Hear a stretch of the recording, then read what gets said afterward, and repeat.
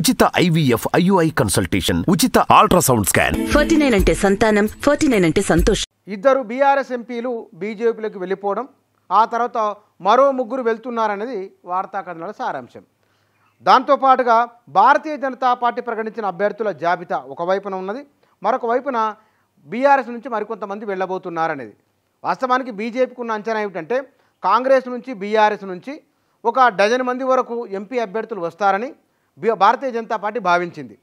అందుకే మొత్తం జాతీయ స్థాయిలో సుమారుగా 200 వరకు అభ్యర్థుల జాబితా ప్రకటన చేయడం, తెలంగాణ నుంచి 9 మందిని ప్రకటించింది.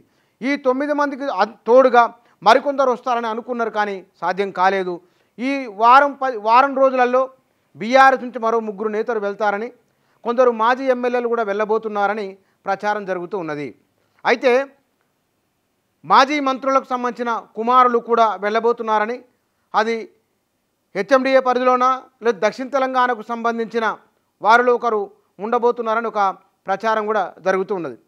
నల్గొండ, ఖమ్మం జిల్లాలకు సంబంధించిన బీఆర్ఎస్ నాయకులు, వరంగల్ జిల్లాకు సంబంధించిన బీఆర్ఎస్ మాజీ ఎమ్మెల్యేలు కూడా భారతీయ జనతా పార్టీలో చేరబోతున్నారని వార్తా అంశాల కథనం. అయితే కేటీఆర్ ముందు నుంచే వారు అన్నారు, ఈ ఎన్నికల తర్వాత లోక్సభ ఎన్నికలకు ముందే ఇంతమంది వెళ్తారని బహుశా వారు భావించి ఉండకపోవచ్చు. రెండో శ్రేణి నాయకులు కానీ ఆనాడు టీఆర్ఎస్లోకి ఎట్లయితే వివిధ పార్టీల నుంచి వచ్చిండ్రో అంతమంది రెండో శ్రేణి నాయకులు వెళ్తారని బహుశా భావించి ఉండవచ్చు.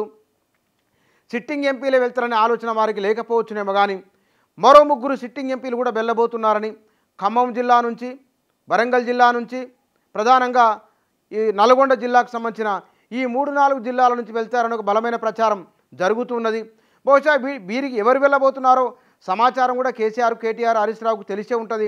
వారు కూడా కొత్త వారిని తీసుకోవాలని, కొత్త ముఖాలను పరిచయం చేయాలని, అసెంబ్లీ ఎన్నికల్లో అభ్యర్థులను మార్చలేదు కాబట్టి ఈసారైనా సరే లోక్సభ అభ్యర్థులను మార్చి బీఆర్ఎస్ డెస్టినీ మార్చాలని, కాంగ్రెస్ బీజేపీలకు షాక్ ఇవ్వాలనే ఆలోచనతో బీఆర్ఎస్ కూడా ఉన్నది.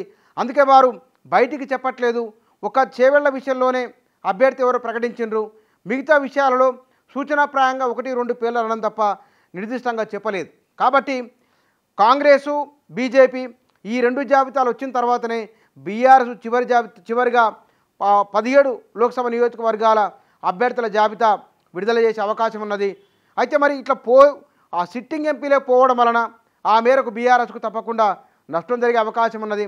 అయితే ఎంతమంది పోతారు అన్నదానిపైన, ఎక్కడెక్కడ కొత్త వాళ్ళని తీసుకొని రావాలి, బీజేపీ కాంగ్రెస్లకు గట్టి అభ్యర్థిని పోటీగా దించాలంటే కనుక ఆర్థిక పరంగా వనరులు ఉన్నవారు, సామాజిక పరంగా ఓటు బ్యాంక్ ఉన్నవారు, సమాజంలో పేరున్నవారు, ఇట్లా చాలామందిని చూసుకొని ముందుకు రావాల్సి ఉంటుంది. కాబట్టి బహుశా బీజేపీలోకి ఇంకా ఎవరెవరు వెళ్ళబోతున్నారు, ఎంతమంది వెళ్ళబోతున్నారో ఈ వారం రోజుల తర్వాత బీఆర్ఎస్ జాబితా వెలువడవచ్చు.